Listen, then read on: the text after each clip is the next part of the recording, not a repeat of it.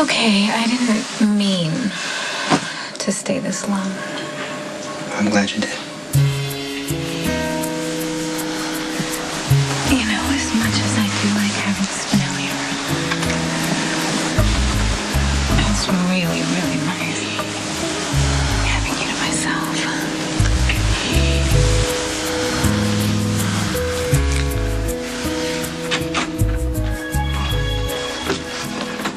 Perhaps we should allow Stone Cold his privacy?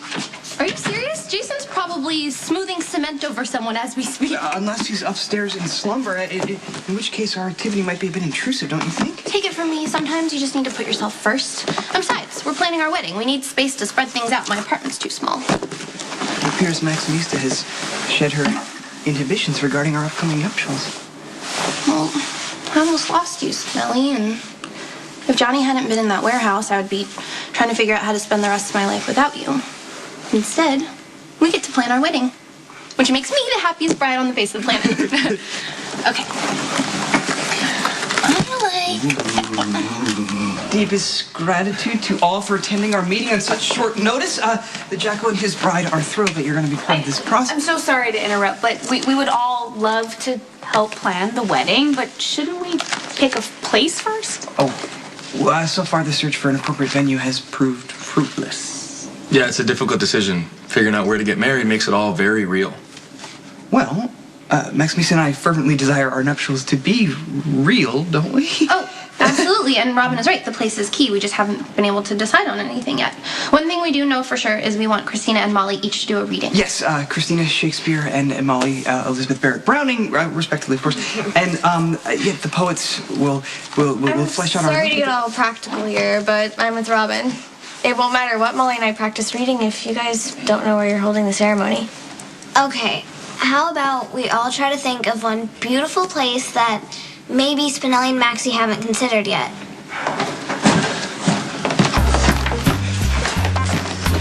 Go back upstairs.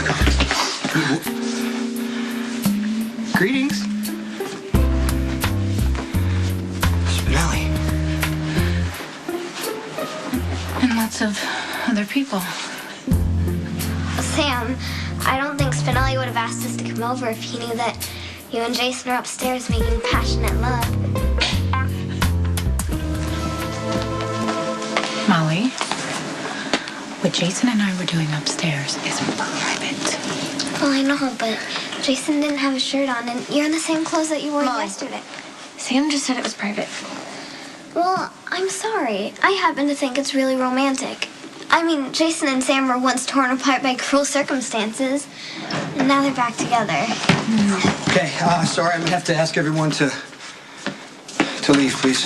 Well, that's just rude. Okay, if I could entreat my bride. I mean, Spinelli lives here, too. He has every right to invite as many people over as he wants to help plan the most important day of our lives. That's okay, Jason. We're just leaving. Were we? Yes, we have patients at the hospital. No, we don't. We were... Yes, we do. Just, sorry. Ignore him. Okay, I do. okay. Well, we shall alert you as soon as we find a place to hold the ceremony. Okay, we should go too. We've got to practice our poetry readings just in case they actually find a place to hold the wedding. Okay, but first, I need to speak to Jason. Privately. Discernible progress on our impending nuptials was not achieved. Thanks to Jason. But it is Stone Cold's house, and we failed to notify him of our assemblage. You know what Jason's problem is, amongst other things? He is completely incapable of putting himself in anyone else's shoes. I should have told him that. Right after I told him that we weren't going to leave. I've been specifically instructed to request permission before inviting guests over in the future. But Jason's your best man. He's supposed to be thrilled for you, giving ideas, helping us plan the wedding. I don't think wedding preparation is Stone Cold's forte. Whatever.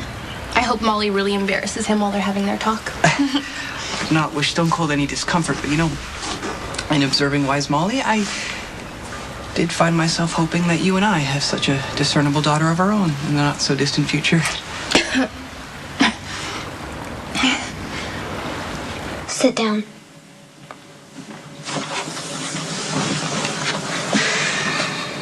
Look, I know that Sam spent the night, and that means... Okay, that's between me and your sister. You're right. But sisters are supposed to look out for each other. And there are three of us. Sam, Christina, and me. It's just like Anne, Charlotte, and Emily Bronte. Well, except we're not writers. Now, I know that Sam is brave and tough, and she went all over the world in her boat. But you broke her heart. That's also between me and your sister. Actually, it's not. Sam is a wonderful person. Yeah, I know she is. Then you know it's important to treat her with chivalry and honor. What? Jason, you have to promise you'll respect Sam. I mean, you can't just bail the first time there's a problem. That's not how the hero treats his true love. And you do love Sam, right? I care about Sam. And I do respect her. So you promise you won't hurt her? I mean, Sam and I, we made mistakes, but we forgave each other. And it's between me and her. I'm not finished with you yet. Would you say that your love with Sam is doomed, tragic, or fated? What? Love stories have all kinds of heroes. And I think you're probably the tragic kind. Like Tristan or Lancelot. Skilled at arms and defense, but not really destined for happiness. You know what? I haven't really given that Usually what happens to the tragic hero is that the maiden he loves winds up dead. Or he does. But either way, I don't want that for Sam. Neither do I. I'll be careful. Really careful. Adventure's cool, but dying isn't. Sam deserves a happy ending. And I guess you do too. So, now... Can I go back upstairs? I guess.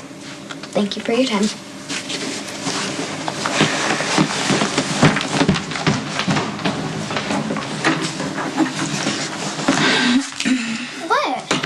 What? You're coming with me, Emily. Let's go. Molly, I know you mean well, but it is not cool to butt into our private lives.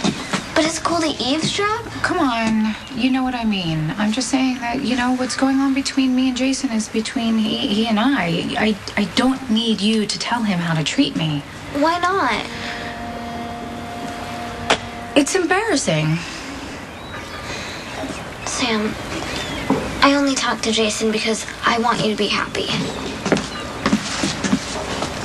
Well, I appreciate that, Molly. I guess maybe I was trying too hard to help. Kind of like Jane Austen's Emma. But your heart was broken when you and Jason split up, and now you're back together, and I don't want Jason to wreck it. He won't. Oh, but he did before. No, not really. Well, we both made mistakes. It's just like Romeo and Juliet. Their love was ruined by misunderstandings. Okay. Listen, Molly, you can't compare what Jason and I have to some story in one of your books because it's just a little bit more complicated than that. But so was Romeo and Juliet. I mean, that play was one of Shakespeare's tragedies, Sam. I appreciate you trying to make things better, but you can't. Jason and we are going to have to figure this one out for ourselves. No, I want a full report on the Jakarta attack. Yes, sure. Okay. With all due respect, would Stone Cold please suspend his business tete-a-tete and focus on the looming marital event? Bernie, just put a rush on that right now. Thanks. Okay, no, first of all, what happened this morning does not happen again. You can have people over, but ask me first. There were 100 people in here. Okay, the check was duly chastened. Thank you. Yeah, I'm sure Maxie put you... No, I take full responsibility. Okay. I gotta go. No. With the wedding day so precipitously close, I cannot budge until my mentor and best man offers some much-needed moral support.